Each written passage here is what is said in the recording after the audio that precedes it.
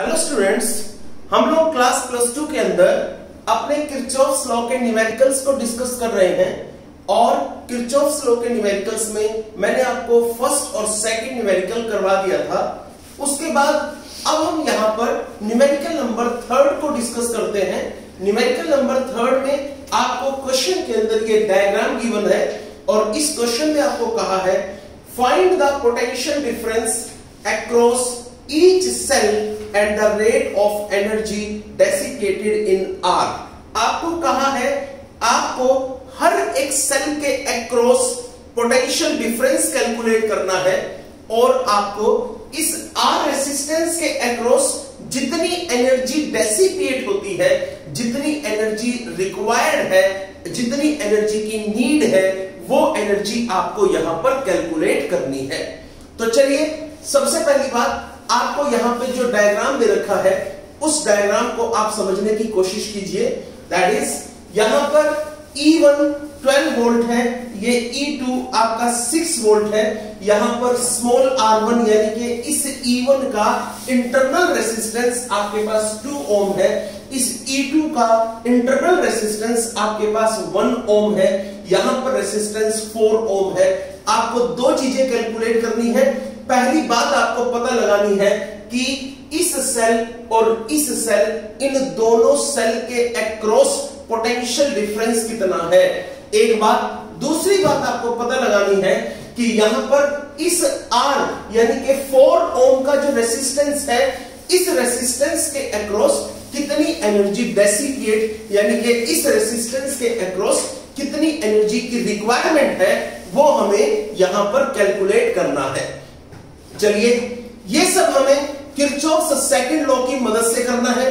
अगर हम इसको किरचॉफ्स सेकंड लॉ की मदद से करें तो आप यहां पर समझिए हम इसको किस तरीके से पढ़ सकते हैं। सबसे पहली बात आपको जो यहां पर डिस्कस करना है, आप इस पॉइंट को कह दें, ये वाला पॉइंट आपका A पॉइंट है, ये वाला पॉइंट B पॉइंट है, ये C है, ये वाला D है, ये वाला यहां पर E है और ये वाला यहां पर F है। चलिए अब हम इससे थोड़ा और आगे चलते हैं। अब हम यहां पर करंट देखते हैं कैसे। आप जानते हैं सेल के अंदर करंट फ्लो करता है फ्रॉम पॉजिटिव टू नेगेटिव। तो यहां पर पॉजिटिव है, ये रहा, यहां पर नेगेटिव है, ये रहा। यहां से करंट इधर आया, दिस इज करंट I1, ये रहा। यहां से करंट इधर आएगा, दिस इज करंट I2, ये रहा। यहां पर भी I2 है, ये रहा। यहां पर I1 है, ये रहा। टोटल करंट ये रहा, this is I1 plus I2। तो आप देख लीजिए दोबारा, यहां से करंट आया, ये वाला करंट I1 इधर आया, ये वाला करंट I2 इधर आया। दोनों करंट मिल करके अलजेब्रिक सम हुआ और यहां पर करंट फ्लो कर गया। आगे चलिए, यही वाला करंट यहां पर आएगा, this is I1 plus I2, ये हुआ। इसमें से एक पार्ट इधर चला गया यानी कि I2 करंट इधर चला गया और I1 करंट इधर चला गया। आगे चलिए, अगली कहानी। अब हम यहां पर अपने क्वेश्चन पे आते हैं। हमें यहां पर potential difference across each cell निकालना है और 4 ओम के रेजिस्टेंस के अक्रॉस हमें यहां पर इसके अंदर एनर्जी कैलकुलेट करनी है। तो उसके लिए अब हम यहां पर किरचॉफ्स का सेकंड रूल अप्लाई करेंगे। किरचॉफ्स के सेकंड रूल को अगर अप्लाई करना चाहते हो तो इसके लिए आपको यहां पर लूप लेने पड़ेंगे। तो चलिए ठीक है, हम यहां पर लूप लेते हैं, उसको समझिए। हमारे पास यहां पर 2 लूप है। पहला लूप हमारे पास ये रहा, this is A D E F A, first loop is this. दूसरा लूप है A B C B A। एक लूप आपके पास ये वाला हो जाता है। तो एक लूप आपके पास ये वाला है, दूसरा लूप आपके पास ये वाला है। आप इन दोनों लूप को बारी बारी से ले तो आप यहां पर करेंगे क्या, आप उसको ध्यान से समझ लीजिए। आप सबसे पहला पॉइंट यहां पर करेंगे, आप देखेंगे अकॉर्डिंग टू किरचॉफ्स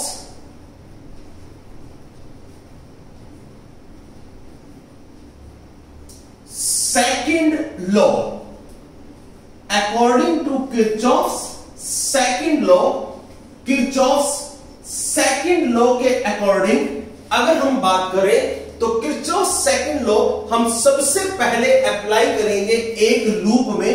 कौन सा लूप, उसको आप ध्यान से सुनिए। दिस इज इन लूप, कौन सा है देखिए जरा, this is A D C B A, this is in loop A D C B A. इस लूप की अगर आप बात करो तो इस लूप में हम किरचॉफ्स सेकंड लॉ अप्लाई करेंगे। तो चलिए अप्लाई करते हैं, कैसे करेंगे उसको देखिए। हम ए से लेके डी तक पहले जाएंगे। जब हम ए से लेके डी तक जाएंगे तो यहां पर करंट I1 प्लस में I2 है और यहां पर रेसिस्टेंस 4 ओम है। आपको इधर जाना है, करंट की डायरेक्शन भी यही है। उस केस में आपको करंट और रेसिस्टेंस का product should be taken positive. तो आप लेंगे this is 4 into I1 plus I2 here is. आगे चलिए, यहां से इधर आ गए हम। इसके बाद अब D से लेके C तक गए। यहां पर करंट तो है बट कोई रेसिस्टेंस नहीं है, इसलिए करंट और रेसिस्टेंस का कोई प्रोडक्ट यहां पर नहीं होगा। आगे चलते हैं, अब हम यहां से इधर आएंगे। आप देखिए, अब करंट I1 ये रहा, यही करंट I1 आपको यहां पर मिलेगा। आपको जिस रास्ते से जाना है यह करंट भी उसी रास्ते से जाएगा। यानी कि आप अगर C से B जाना चाहते हैं तो यह करंट भी C से B ही जाएगा। उस केस में आप यहां पर लिखेंगे दिस इज 2, ये रहा 2 इंटू I1। चलिए आगे, अब हम यहां से आगे गए इस पोर्शन में। अब आप यहां पर आइए, आप यहां फ्रॉम नेगेटिव टू पॉजिटिव जाएंगे और आपको पता है जब किसी भी सेल में आप नेगेटिव टू पॉजिटिव जाते हैं उस केस में ईएमएफ को पॉजिटिव ही लिया जाता है। तो ये क्या बन गया, this is equal to 12 volt. ये आपके पास यहां पर है, मैं सिर्फ इसको 12 लिखूंगा। अब हम आगे चलते हैं, यहां पर आपके पास आया this is 4I1 plus 4I2, ये रहा। Next is this is 2I1 is equal to 12। आगे चलो, this is 6I1 plus 4I2 is equal to 12। आगे चलिए, अगर हम इससे भी आगे बढ़ते हैं तो नेक्स्ट स्टेप हमारे पास क्या बनता है उसको आप यहां पर ध्यान से समझने की कोशिश कीजिए। ये आपके पास 6I1 plus 4I2 is equal to 12 आपके पास यहां पर आ चुका है। आप चाहें तो यहां इसमें से तीनों में से 2 को कॉमन लेके बाहर कैंसिल आउट कर सकते हैं। यहां पर बन जाएगा दिस इज 3I1, ये हो गया दिस इज 2I2, बिकॉज इसमें से 2 बाहर आ जाएगा, इसके साथ कैंसिल होगा, यहां पर बचा 6। This is what, equation number first. आगे चलिए, अब हम आते हैं नाउ इन लूप। अब कौन सा लूप है उसको सुन लो, इन लूप। अब आपके पास नीचे वाला लूप बचा है, क्या नाम दोगे, this is A D E F A, ये वाला लूप है। This is in loop A D E F A, ये आपके पास यहां पर आ गया है।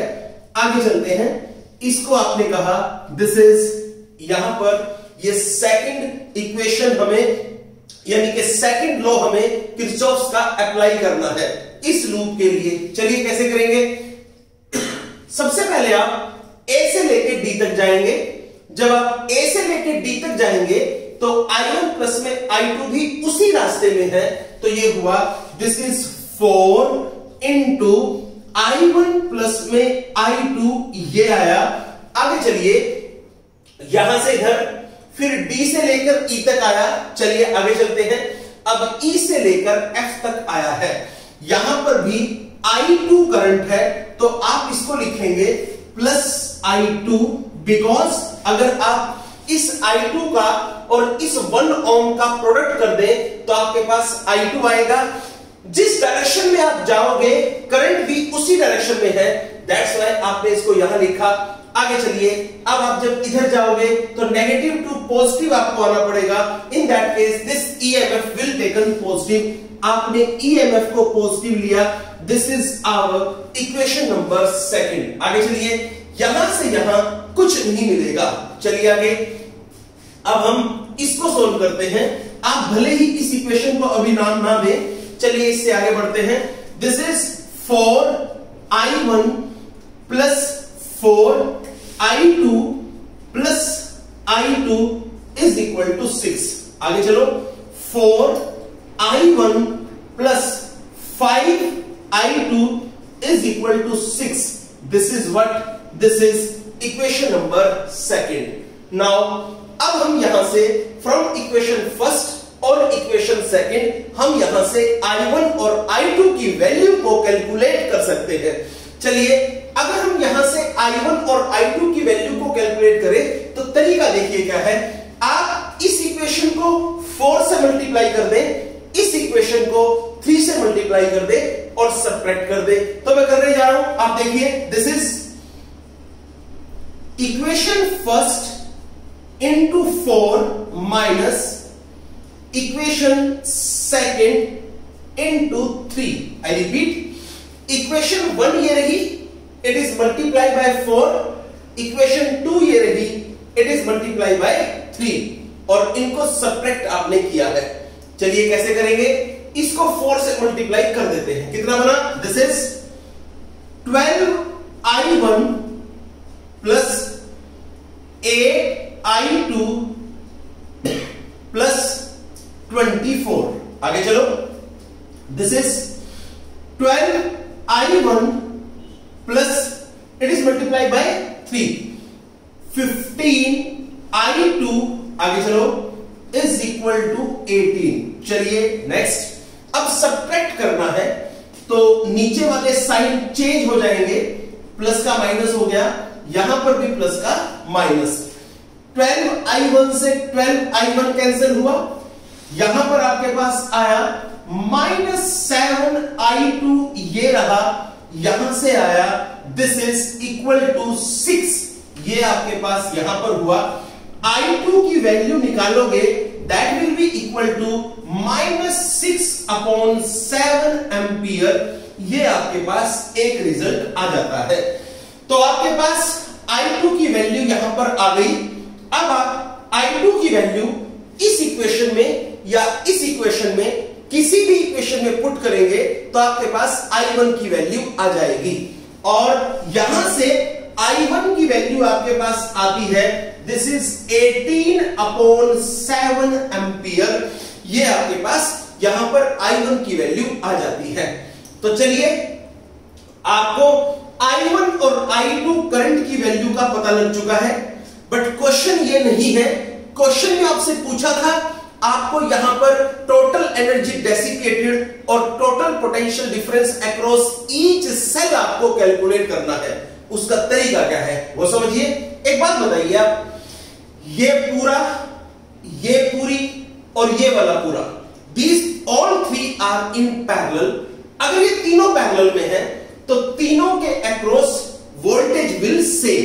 You can also say that तीनों के अक्रॉस जो पोटेंशियल होगा वो पोटेंशियल तीनों के अक्रॉस क्या होगा? सेम। तो आप यहां पर ऐसा कह सकते हैं, क्या भला,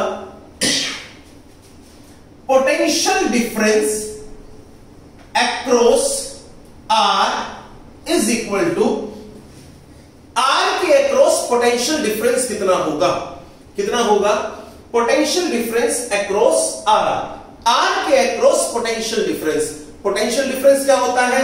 V, that is equal to I into R। Current कितना है यहां पर total? This is I1 plus I2 और R कितना है? ये रहा। आगे चलते हैं। This is now I1 plus I2 की वैल्यू हम कैलकुलेट कर चुके हैं। हम I1 और I2 दोनों की वैल्यू निकाल चुके हैं, वहां पर पुट कर देंगे। I1 की वैल्यू है 18/7 और I2 की वैल्यू है दिस इज प्लस लगा के -6/7। रेसिस्टेंस हुआ 4, दैट विल बी हियर यहां पर 7 आया है, 18 माइनस 6 इंटू 4 ये रहा, this is 12 upon 7 into 4, this is 48 upon 7। ये पोटेंशियल डिफरेंस अक्रॉस आर आया है, दिस इज 48 अपॉन 7 वोल्ट। अब आपको पता है ये वाली आर्म, ये वाली आर्म और ये वाली arm, these all are in parallel, तो जितना पोटेंशियल डिफरेंस इसके अक्रॉस है उतना ही पोटेंशियल डिफरेंस इसके अक्रॉस होगा, उतना ही इसके भी अक्रॉस होगा।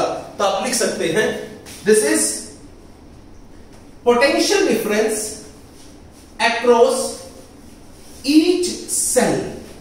अगर potential difference across each cell निकालें, दैट इज इक्वल टू किसके across?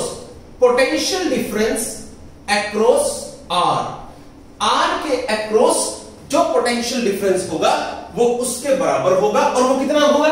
This is 48 upon 7 volt. तो ये आपके पास potential difference across each cell आपके पास आ चुका है। अब हम चलते हैं, इसका नेक्स्ट पार्ट क्या है? नेक्स्ट पार्ट है एनर्जी डेसिपेटेड इन आर, यानी कि रेसिस्टेंस के अक्रॉस कितनी एनर्जी डेसिपेट होगी वो आपसे पूछा है। तो आप क्या कहोगे? This is energy dissipated across, energy dissipated across R. R के अक्रॉस कितनी एनर्जी डेसिपेट होती है? फॉर्मूला आपके पास यहां पर आएगा, E is equal to I square into R. चलिए बताइए, ये रेसिस्टेंस है, इसके अक्रॉस कितनी एनर्जी डेसिपेट होगी? That will be equal to how much? I square into R. I की बात करें तो टोटल करंट यहां पर I1 प्लस में I2 है, दिस इज I1 प्लस में I2 का स्क्वेयर इंटू आर। आपके पास ये वाली वैल्यू आ जाती है। अगर हम I1 प्लस में I2 को सोल्व करें तो I1 प्लस में I2 सोल्व करके हमारे पास आया है 12 अपॉन 7। तो ये हुआ, दिस इज 12 अपॉन 7 का whole square into R is equal to 4। ये आपके पास यहां पर आया है। इसको सोल्व करते हैं, रिजल्ट हमारे पास आएगा 576 अपॉन 49। दिस इज 576 अपॉन 49, और इसको सोल्व करेंगे, दिस इज 11.75 जूल। ये आपके पास यहां पर इसका रिजल्ट आया है। This is our complete answer of question number 3। अब हम यहां पर आते हैं अपने क्वेश्चन नंबर 4 पे। देखिए क्वेश्चन नंबर 4 हम कैसे करेंगे। देखिए स्टूडेंट्स, अब हमारे पास यहां पर जो क्वेश्चन है that is question number 4। Question number 4 में कहा है, determine the current in each branch of the network shown in the figure. आपको जो इस नेटवर्क में यहां पर जो ब्रांचेस दिखाई हैं, आपको हर एक ब्रांच में करंट शो करना है। तो देखिए, आप हर एक ब्रांच में करंट किस तरीके से शो करेंगे। एक बात आपको यहां पर अपनी तरफ से कुछ अजम्पशन करनी पड़ेगी। देखिए हम यहां पर क्या अजम्पशन करेंगे उसको आप समझिए। पहली बात, ये आपके पास एक सर्किट है। अगर कोई स्टूडेंट इस क्वेश्चन को ओम्स लॉ की मदद से करना चाहे तो ओम्स लॉ की मदद से भी ये पॉसिबल है, बट ये थोड़ा कॉम्प्लिकेटेड सर्किट है, इसलिए ओम्स लॉ एप्लीकेबल करने में आपको प्रॉब्लम हो सकती है। जहां पर ओम्स लॉ की एप्लीकेबिलिटी में डिफिकल्टी आती है, वहीं पर हम किरचॉफ्स लॉ को यूज करते हैं। तो चलिए हम यहां से अपनी तरफ से कुछ अजम्पशन करते हैं, अपनी तरफ से कुछ करंट यहां पर मान लेते हैं। देखिए सबसे पहली बात, आपके पास यहां पर ये जो सेल है, इस सेल में से मान लीजिए करंट बाहर आया। ये जो करंट यहां पर आया है, मान लीजिए दिस करंट इज I1, ये I1 करंट यहां पर आ गया है। I1 करंट का एक पार्ट यहां से चला गया, दिस इज I2, और I1 करंट का दूसरा पार्ट ये रहा, and this is I1 minus I2। चलिए दोबारा आइए इस बात पे। मान लीजिए यहां 10 वोल्ट का जो सेल है इसमें से I1 करंट बाहर आया है। I1 करंट का एक पार्ट इधर चला गया और एक पार्ट इधर चला गया। अब हम इससे भी थोड़ा आगे चलते हैं। यहां से ये वैल्यू इधर आ चुकी है। अब हम और आगे चलते हैं। देखिए यहां पर ये भी आपके पास 5 वोल्ट का सेल है, इसमें से यहां I3 करंट आ चुका है और यही I3 करंट यहां पर आगे बढ़ेगा। अब आप एक चीज को ध्यान से सुनिए, यहां पे जो करंट होगा दैट विल बी I2, यहां से जो करंट मिलेगा दैट विल बी I3। तो टोटल करंट जो यहां पर आएगा that is equal to I2 plus में I3। आगे चलिए, यहां से टोटल करंट I2 प्लस में I3 आगे बढ़ा। अब आप एक बात देखिए, यहां पर बाहर जो निकलने वाला करंट है दैट इज I1, तो जो अंदर एंट्री लेगा that is also equal to I1, वो करंट भी क्या होगा I1। आगे चलिए, अब ये बताइए जो यहां पर करंट आ रहा था दैट इज I2 प्लस में I3 ये रहा, और जो यहां पर गया है दैट इज I1। तो बताइए टोटल करंट यहां पर क्या बचा, this is I2 plus I3 minus I1 current यहां पर आया है। आगे चलिए, नेक्स्ट स्टेप इज, अब आप सोच के बताइएगा, I2 plus I3 minus I1 current अब यहां से फ्लो कर रहा है। अब ये बताइए यहां पर जो करंट आएगा that is also I2 plus I3 minus I1, और यहां पे जो करंट चला जाएगा वो कौन सा होगा, दैट इज कौन सा है, जरा देख के बताइए कितना बनेगा।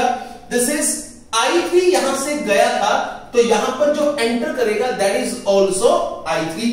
आगे चलिए, अब बताइए यहां पर करंट इधर कौन सा होगा, या यूं कह लीजिए यहां पर जो करंट आ रहा है वो कौन सा है।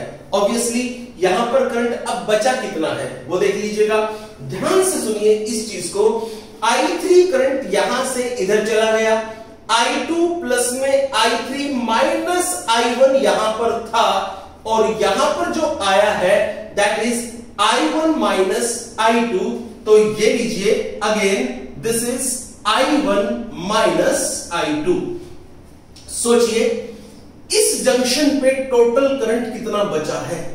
देखिए ध्यान से, ये दो करंट यहां पर इसकी तरफ आ रहे हैं, ये वाला करंट बाहर जा रहा है। आप देख लीजिए टोटल मिलाकर के करंट यहां पर 0 ही आएगा। दैट्स व्हाई आप कह सकते हैं कि यहां पर किरचॉफ्स का फर्स्ट लॉ प्रॉपरली एप्लीकेबल है। आपको इसे जरा करके दिखाओ, ये I1 है, यहां पर माइनस I1 है, ये माइनस I2 है, यहां पर प्लस I2 है। आपको सर ये I3 है, यहां पर जो बचा ये माइनस I3 होगा क्योंकि दूर जा रहा है।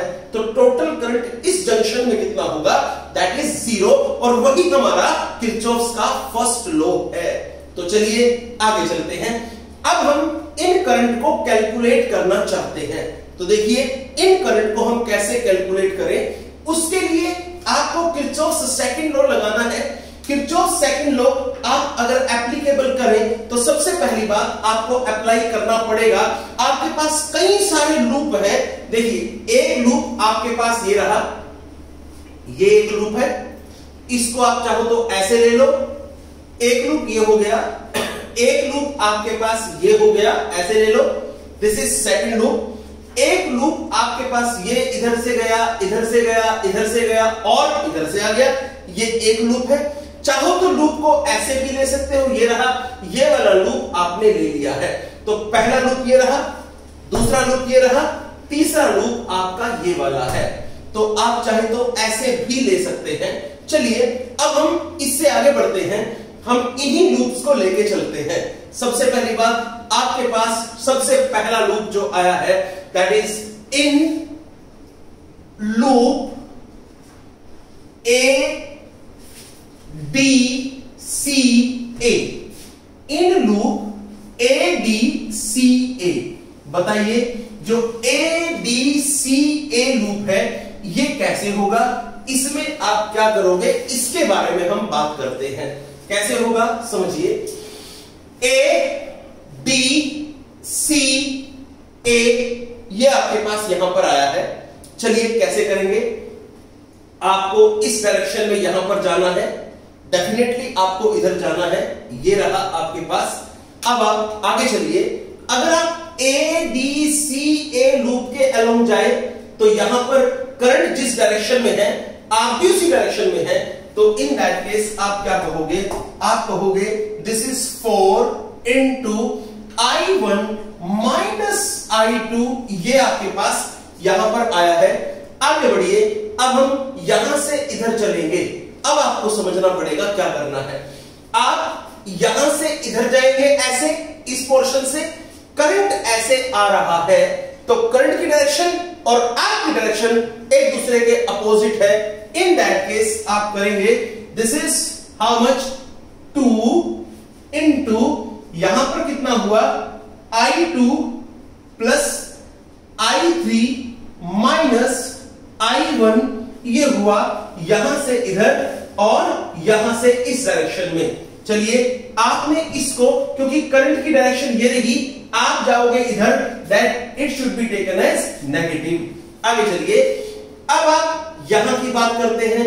यहां से जब हम देखें तो इस पोर्शन में आपको यहां पर 1 ओम का रेसिस्टेंस दे रखा है। अब ये बताइए, आपको इधर जाना है, 1 ओम का रेसिस्टेंस ये रहा, करंट भी उसी डायरेक्शन में है जिस डायरेक्शन में आप जाना चाहते हो, then it is equal to I1 is equal to, सोचिए जब आप इस डायरेक्शन में जाएंगे तो फ्रॉम नेगेटिव टू पॉजिटिव जाएंगे, उस केस में आपकी ये वाली वैल्यू भी इक्वल टू 10 यानी कि पॉजिटिव ही आएगी।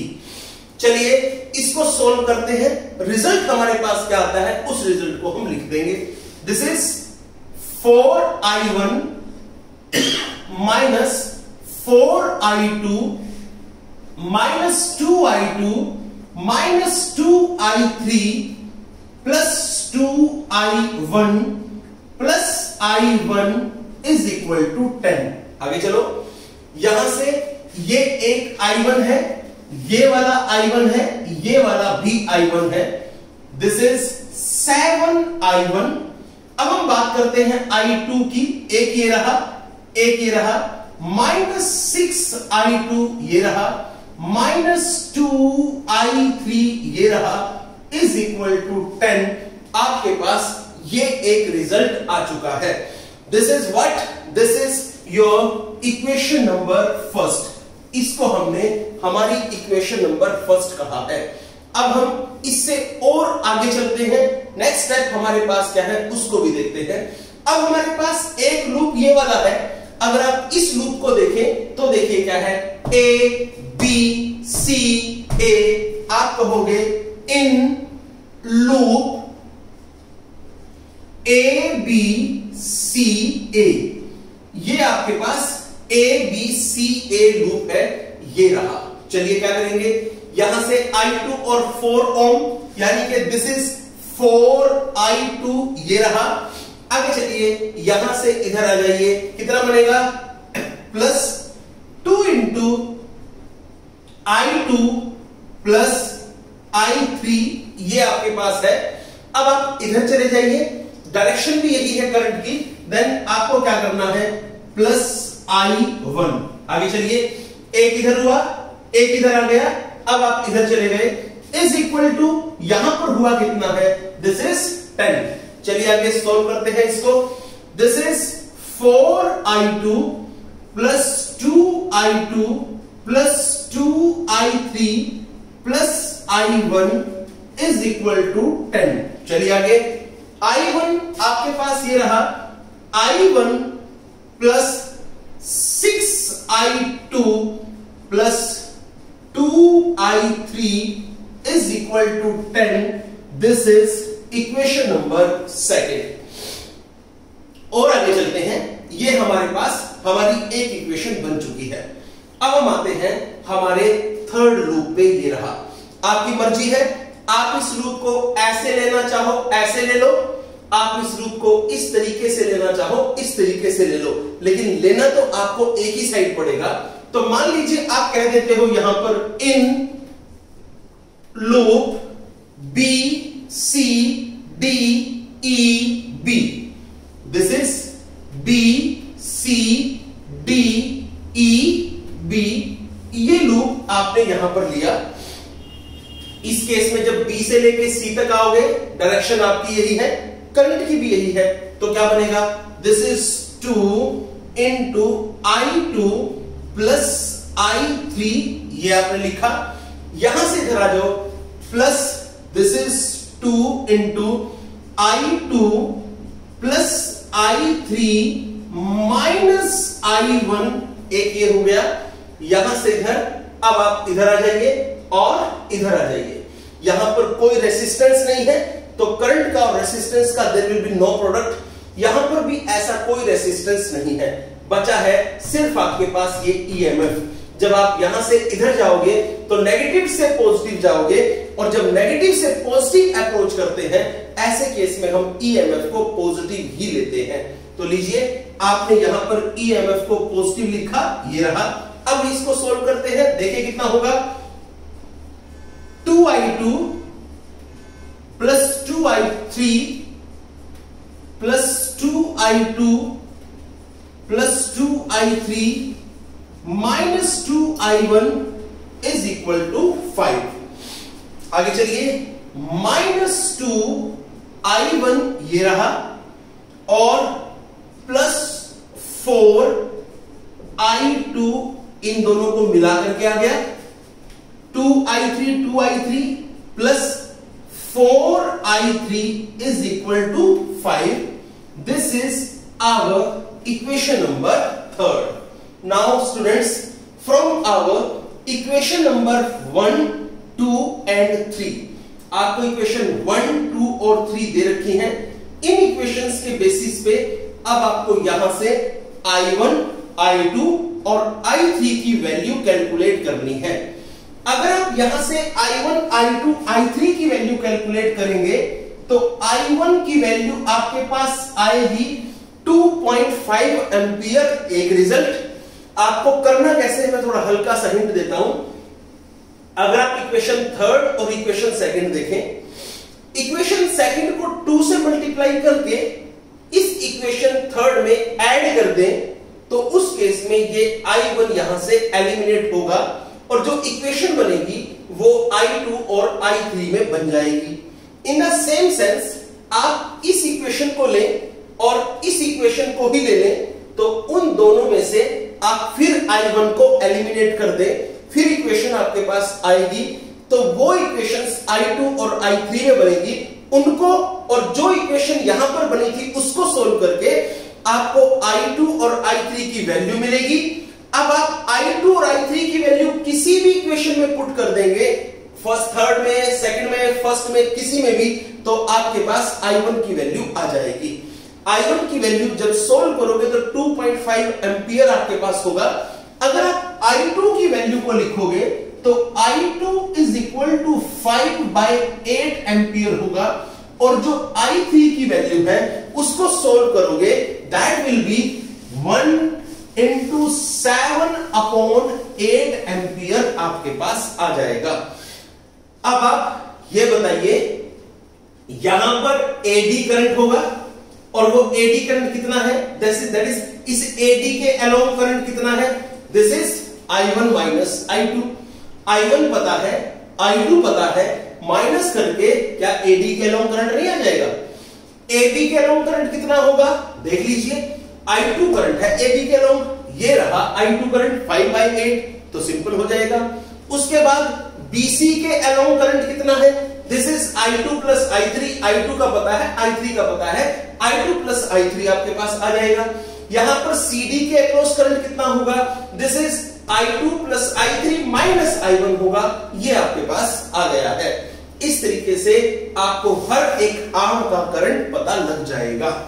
यहां पर आपको ये क्वेश्चंस आपके ट्राई करने हैं। इनसे नेक्स्ट क्वेश्चन हम नेक्स्ट लेक्चर्स के अंदर डिस्कस करेंगे। आप वीडियो को बार बार देखते रहिए। All the best.